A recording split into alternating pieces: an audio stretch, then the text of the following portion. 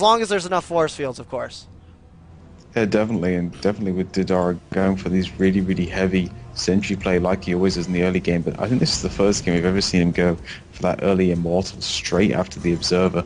But now he's going to start pumping Colossus, and he's still only on 3 gateways at the moment, so that is a very, very fast Colossus, and there is this push coming across, so he is going to have some beautiful force fields here, and that is quite a wide ramp and very, very far from the main, so it's going to be hard to hold off, but if he does it, those fast Colossus are going to rain havoc on these Bioforces, and there's the scan go down. Will Maker continue? It looks like he will, but we don't have Stimpack at the moment, only concussive shells, and I'm really stoked to see how this run out, because this is very, very tense. Oh yeah, definitely, and it looks like the first preemptive force field will go down as Maker makes his way out of the base and actually going to the Xel'Naga, going to attack this probe, trying to work that probe down as it was just sitting down on that Xel'Naga drinking a beer, now being dealt with as we see all the forces continuing to move around here from Maker. Maker not feeling too comfortable here, Fire Silver, doesn't want to push up that ramp. He doesn't feel like he can really make something happen. He saw the count of the sentries, he saw how many force fields could possibly be laid down in this choke, so he definitely does not want to try to engage in that type of situation.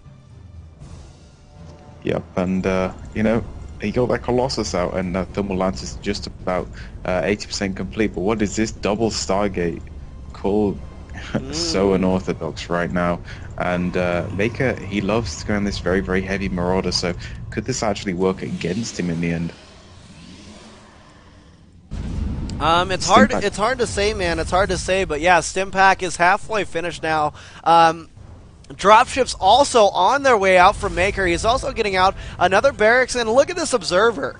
This Observer's been able to just continuously, waltz around pretty much Maker's base and check out everything that's going on. He sees all the tech labs, he sees all the racks, he sees the starport, everything of that nature. We are seeing that this factory is now starting to move forward across the map, as the factory driver is the unsung hero of StarCraft 2, in my opinion. We definitely have to agree there needs to be a fan club on Team Liquid for him.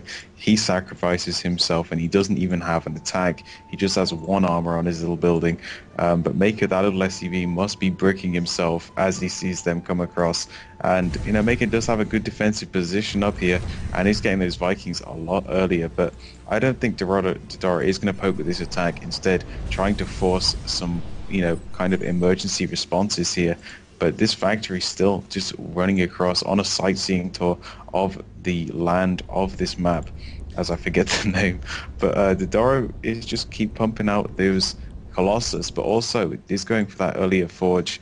So I don't know, man. He's getting a lot of Phoenixes out, and I'm not a big fan of Phoenixes, but they're just really hard to incorporate, because once they run out of energy, they're pretty much worthless. But I have seen a lot of pros incorporate them as like an anti-Viking measure. So I think if he uses it for that purpose, that could really help him out, because then you don't need the Stalkers to deal with the Vikings. Oh, definitely, but I love this freaking move. That factory driver is like, I am the man, as he lands that down and is going to hold off all expansion purposes down here, as Maker is just being a pain in the ass. And look at all this Bioforce now starting to form up in the middle of the map here. Oh man, that factory driver, the definite hero of this, keeping that third base from going down, giving a little bit more time to Maker, as Maker is laying down his third base as well. Now getting a couple mules down on that mineral line, this factory driver's life will come to an end. At least he got a big vision, and he took the long route around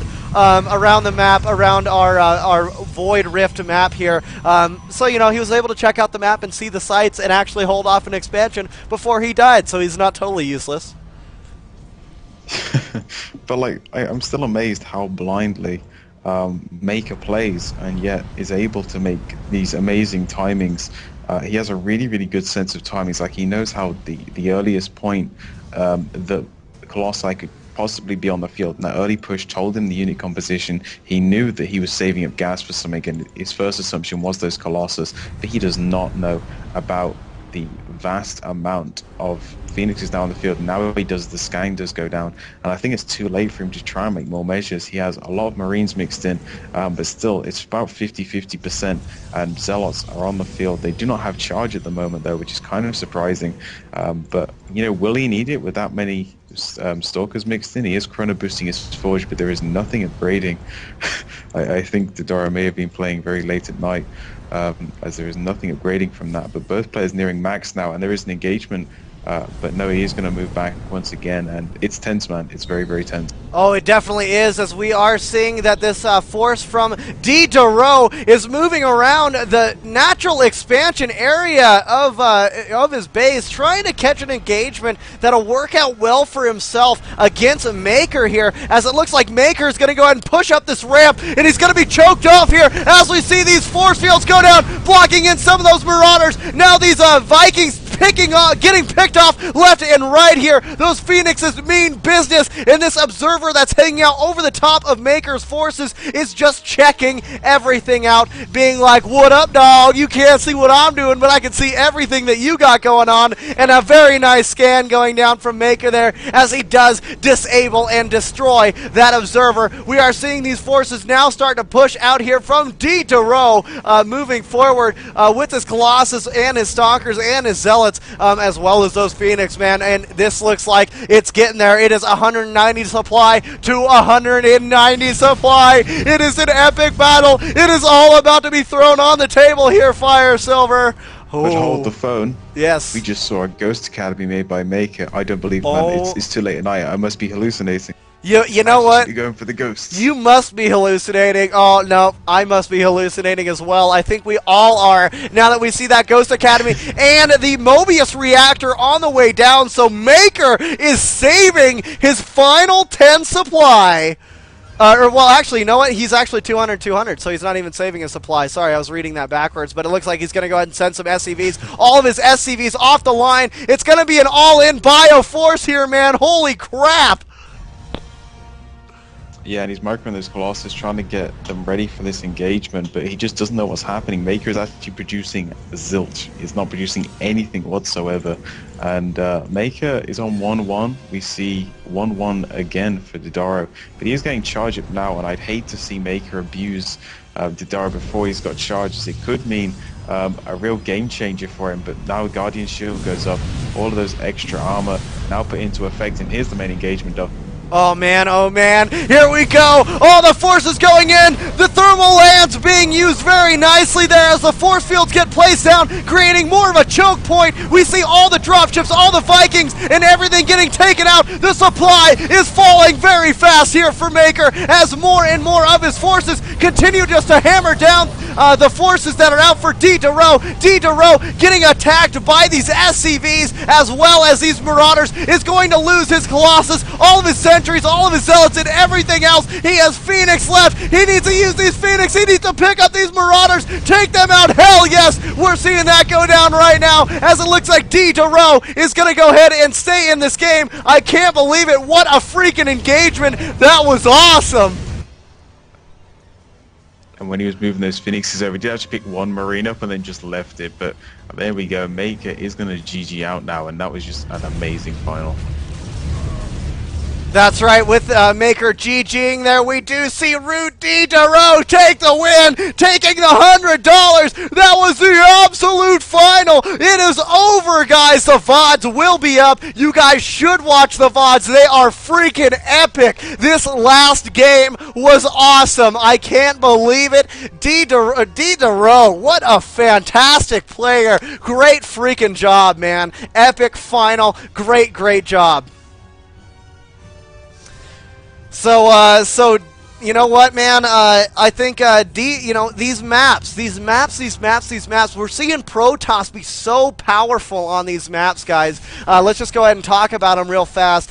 There's so many choke points available on maps like Ithaca, on maps like Void Rift. There's a little bit more open areas around, and just taking a look at even more of it, we do see that that Hysteria has all of those choke points. Those choke points can be abused very easily by force fields that we've seen later in the series overall. Any thoughts on that, guys? Yeah. Or go ahead. Sorry, my bad. So I was going to say that, you know, they can be abused really by any race, less so by Zerg, but I just think that it all comes down to where you choose to engage. I mean, Maker was being on the offensive. He has to engage on Protoss' terms. Protoss abused that with force fields. And, you know, we saw Maker try to do that in the other games, but he just didn't have the ghosts and stuff to give him the advantage he needed. He made the concave, but the ghosts are what you need to stop the force fields, and he just didn't have them. So even though Maker tried to abuse it, he just didn't have the units that gave him the ability to abuse that. I think that's a really good point. If you like the game on Hysteria, there was a really wide open area, and he got a really nice concave when Dodoro was pushing. And I think it's just kind of exactly what you said. You know, where you engage makes a huge difference. And I think that final battle, I mean, that was just awesome. Gotta say that again. Yeah, it was freaking fantastic. The VODs are going to be up on Justin TV / Imbalance TV. The VODs will all be up there. I'm going to upload them onto YouTube as well. So you guys, very, very awesome stuff. And you know what, iGrok? Round of applause to you, sir. The map of the month, a fantastic idea. I love the fact that the mapping community is getting together, making these maps, and having these types of tournaments. Let's go ahead and run a quick commercial fast, and we'll finish up our final thoughts. All right, sounds good.